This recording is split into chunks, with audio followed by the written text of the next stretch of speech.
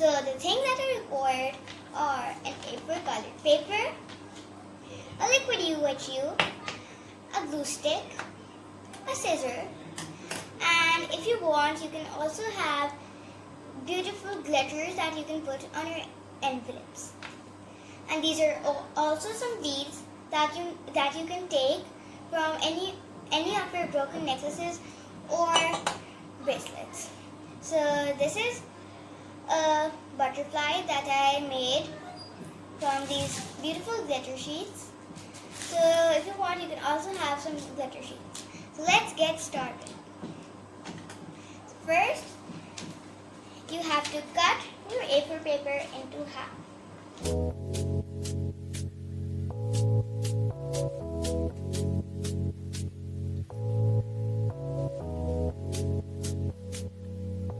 Now, you could take any of one side and put the other side away, so this could be your second envelope.